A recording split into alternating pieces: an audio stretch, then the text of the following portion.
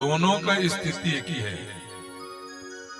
मिथिला नगरी में जब धनुष टूटा तो अहल्या का उद्धार हुआ, और मथुरा में जब धनुष टूटा तो कुब्जा का उद्धार हुआ। अंतर यही है, मिथिला नगरी में भगवान राम लक्ष्मण को मेला दिखाने ले गए, और वृंदावन मथुरा में भगवान बलराम जी कृष्ण को मेला दिखाने ले गए, क्योंकि जिम्मेदारी तो बड़ों के ऊपर में ही होता है। इसलिए भगवान राम छोटा बन करके आए हैं और लक्ष्मण द्वापर युग में बड़ा भाई बलराम बन करके आया है। इसलिए आज बलराम जी उनको लेकर के मेला दिखाने के लिए ले गए, और जैसे मेला दिखाने के लिए ले गए तो वहीं पर एक धोबी कपड़ा लेकर के राजा लेके जा रहे थे।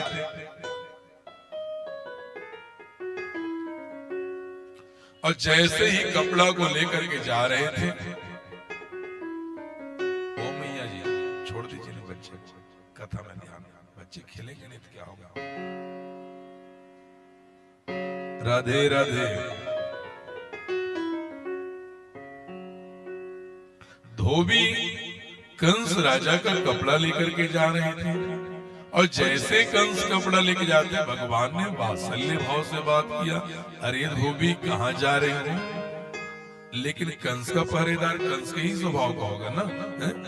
उन्होंने कहा, अरे गांव के ग्वाले, क्या तुम राजा साहब की कपड़ा पहनोगे? भगवान ने एक चांटा लगाया और धोबी वहीं पर अपना प्राण त्याग दिया। भगवान ने धोबी का पहला उद्धार किया। जितने भी ग्वाल बाल थे, जितने भी ग्वाल बाल थे, सबको कहा एक कपड़ा पकड़ लो, और ये सामने दर्जी बैठा है, अपना अपना नाप का कपड़ा सिलवा लीजिए। कृष्ण ने, और जैसे आगे बढ़े, देखिए कहते हैं आप लोग भगवान नहीं आता। मैं आप लोग को एक चीज बता देता हूँ, याद रखिए इस बात को जीवन में कि हमको करना क्या है और हम कर क्या रहे हैं। दुबे जी आप लोग जानते हैं, तिवारी जी, अध्यात्म ज्ञान क्या होती है? संजय जी, अध्यात्म ज्ञान क्या है? अध्यात्म का ज्ञान, आपको बोले अध्यात्म में गए हो तो क्या है उसकी परिणाम? तिवारी जी, तो अध्यात्म का ज्ञान होता है कि जो भगवान ने कहा है और जो भगवान के कहा हुआ मार्ग पर हम चलते हैं, वही हमारा सबसे बड़ा अध्यात्म होता है। यही हमारा जीवन का अध्यात्म है। और भगवान ने हमसे कहा है, जो जानने को कहा है, दो चीज। पहला चीज आध्यात्मिक ज्ञान क्या है? आध्यात्मिक ज्ञान क्या है? आध्यात्मिक ज्ञान को जान करके और उसी ज्ञान के द्वारा हम भगवान को पा लेते हैं। यही जीवन का सबसे बड़ा आध्यात्मिक ज्ञान है प्यारे। दूसरा क्या है? दूसरा शब्द में दोनों में एक बात बताई गई है, एक है ज्ञान और दूसरा है विज्ञान। एक है ज्ञान और दूसरा है विज्ञान।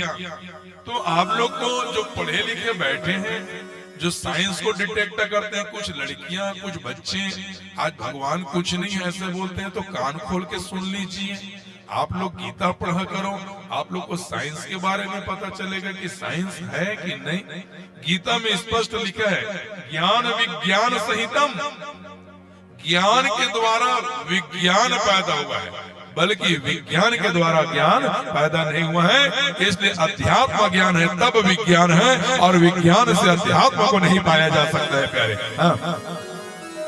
बताओ बहनों, हम सभी ज्ञान को ढूंढे, और जो ज्ञान में अध्यात्म का ज्ञान को ढूंढ लिया, उसी अध्यात्म के ज्ञान में भगवान मिल जाता है। इसलिए हमको ज्ञान को ढूंढना चाहिए प्यारे। ज्ञान ही हमारा जीवन का सार है। और ज्ञान में भगवान को अलग कैसे कर सकते हैं? आप नहीं कर सकते। और याद रखना, ये जो विज्ञान को डिटेक्ट कर रहे हैं, ये हमारे जो ऋषि मुनि जो काम किए हैं, उसी को विज्ञान रिसर्च कर रहा है। विज्ञान कोई अलग से काम नहीं कर रहा है। दूसरा, श्रद्धा लभते ज्ञानम, श्रद्धा को प्राप्त करके भी भगवान को प्राप्त कर सकते हैं। जिनके अंदर भक्ति है वो भगवान को प्राप्त कर सकता है, लेकिन विज्ञान को मानने वाला कभी भगवान को प्राप्त नहीं कर सकता। अर्थात मेडिकल साइंस में जाएंगे, अंतिम में जब पेशेंट को नहीं बचा पाता तो डॉक्टर एक ही चीज कहता है, जो कुछ है अब ऊपर वाले के ऊपर। डॉक्टर भी लास्ट में मानता है, लेकिन मानना तो सबको पड़ेगा। जैसे ही मानना तो पड़ेगा। बेटा जमीन मत रखो, भगवान को ऊपर रखो। ओ मैया, ओ माता जी सामने, लड़की बोलो, लड़की तू सामने, तू बैठ मैं चटाई में, भगवान को गद्दम बैठ। हाँ खुद बैठ गई गद्दम, ठाकुर जी को भला करे भगवान तेरा। राधे राधे।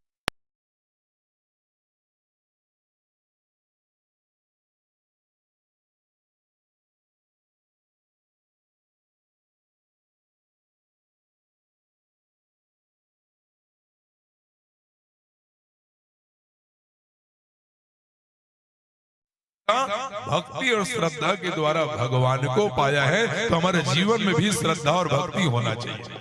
बोलो राधे राधे, राधे राधे, जोर से बोलो ना। बाकी बिहार की, सावरे सरकार की। और जैसे ही बोलते हैं ना कि भगवान नहीं आते माता श्री, तो आप लोग सुनिए, पूरे मथुरा नगरी में, पूरी मथुरा नगरी में ब्राह्मण साधु संत सब कंस से डरते थे और वहां कोई पूजा नहीं करते थे माता श्री।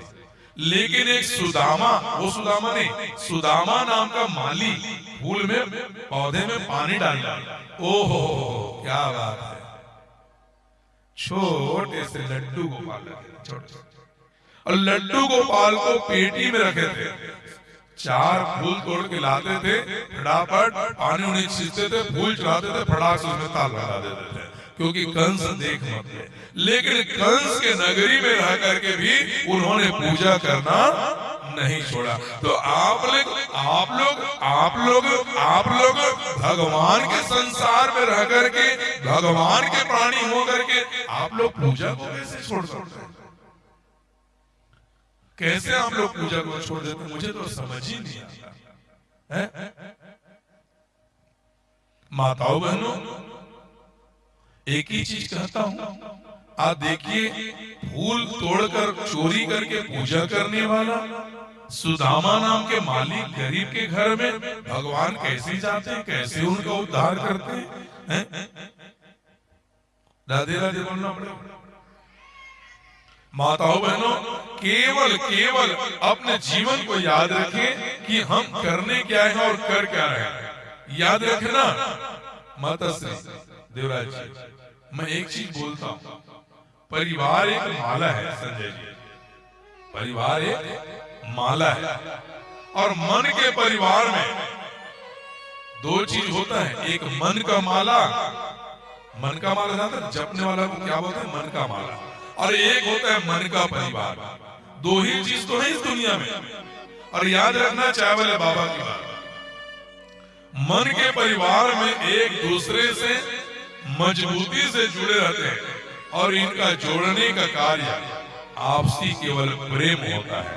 और कोई दुनिया में चीज है, अगर प्रेम नहीं है तो कोई किसी को जोड़ नहीं सकता है। प्रेम जितना विश्वास होगा उतना अधिक मजबूत होगा। और चाय वाले बाबा का कहना मान लो आज,